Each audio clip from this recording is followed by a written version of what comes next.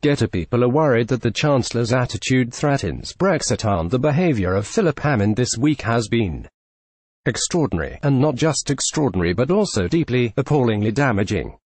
Speaking at the annual Davos get-together of assorted business and political types, the Chancellor of the Exchequer mocked the Prime Minister, attacked his cabinet colleagues, and undermined the government's entire Brexit strategy, not to mention the referendum result itself. In his speech on Thursday, Mr. Hammond treated Mrs. May as if she was fit only to be the butt of his jokes. "I'm told a walk in the mountain air was what encouraged the PM to call the general election last year, so I'm hoping she stays indoors this time. It is a truism that Mrs. May is now devoid of authority, but boy, how determined Mr. Hammond is to ram the point home. And with every utterance in which he does that, he undermines the government and thus our negotiations in Brussels."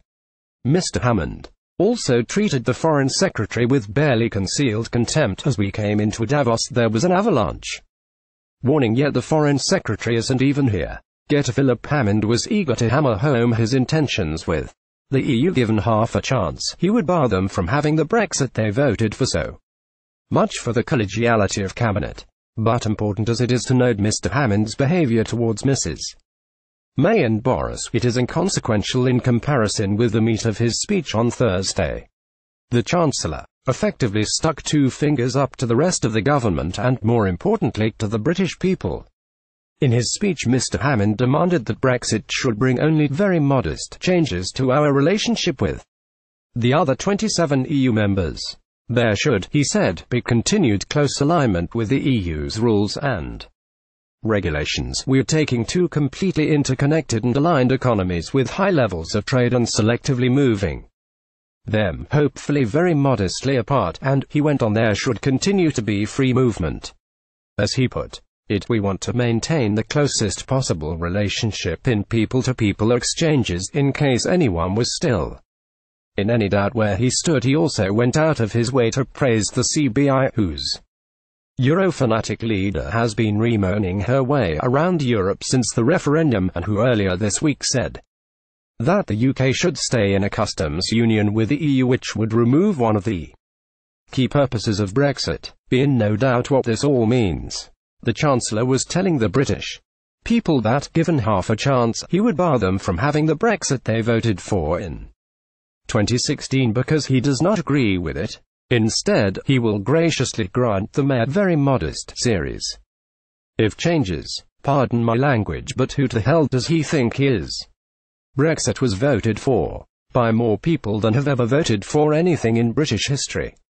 Mr. Hammond is a public servant, but he behaves, this is a continuing pattern of his time as Chancellor, as if he is some sort of one-man government who sets his own agenda and ignores everyone else, including the 17,410,742 people who voted for Brexit. Not that anyone should be surprised. Hammond went out of his way to praise the CBI's. One Whitehall source was reported as describing him on Thursday. Hammond is the most tenured politician in the UK. He has no following in the Conservative Party and bears the imprint of the last city special interest who sat on him. No wonder we then had the spectacle on Thursday night of Mrs. May slapping down her own Chancellor, with Number 10 issuing this damning statement: "While we want a deep and special economic partnership with the EU after we leave, these could not be described as very modest changes. This cannot go on.